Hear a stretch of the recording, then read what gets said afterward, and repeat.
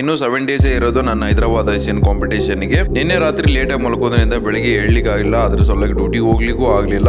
ಇವತ್ತಿನ body condition ನ ಸರಿಗೆ ಅಪ್ಡೇಟ್ ಮಾಡಿ ನನ್ನ ಫಸ್ಟ್ ಮೀಲ್ ನ ತಗೊಂಡು ವಿಡಿಯೋ ಎಡಿಟ್ ಮಾಡೋದಿತ್ತು, ಅದನ್ನ ಮಾಡಿ ಪ್ರೀ ವರ್ಕೌಟ್ ಮೀಲ್ಗೆ 200 ಗ್ರಾಮ್ ಚಿಕನ್, 100 ಗ್ರಾಮ್ ಪಾಲಕ್ ನ ತಗೊಂಡು ಇವತ್ತು ಜಿಮ್ ಅಲ್ಲಿ ಅಪ್ಪರ್ ಚೆಸ್ಟ್ ಗೆ incline machine chest press 3 set, incline machine pec deck fly 2 set, upper trapezius ಗೆ ಸ್ರಗ್ಸ್ 3 ಸೆಟ್, ಮಿಡಲ್ ಡೆಲ್ಟಾಡಿಗೆ ಡಂಬಲ್ ಲ್ಯಾಟರಲ್ ರೈಸ್ 3 ಸೆಟ್ ಮಾಡಿ ಇವತ್ತಿನ ವರ್ಕೌಟ್ ಮುಗಿಸಿ ಪೋಸಿಂಗ್ ಮಾಡ್ಲಿಕ್ಕೆ ಆಗ್ತಿಲ್ಲಾಗಿತ್ತು. ಅಷ್ಟು ಎನರ್ಜಿ ಡೌನ್ ಫೀಲ್ ಆಗ್ತಾ ಇತ್ತು. ಇದೇನು ಇಲ್ಲ, ಇನ್ನು day by day energy drop ಆಗ್ತಾ ಹೋಗುತ್ತೆ. ಇವಾಗ ಏನಿದ್ರು ಮೆಂಟಲಿ ಪುಷ್ ಮಾಡ್ಬೇಕಾಗುತ್ತೆ. ರೂಮಿಗೆ ಬಂದು ಪೋಸ್ಟ್ ವರ್ಕೌಟ್ ಮೀಲ್ ನ ತಗೊಂಡು ಸ್ವಲ್ಪ ಮಲ್ಕೋಣ ಅಂತ ಹೇಳಿ ಮಲ್ಕೊಂಡೆ.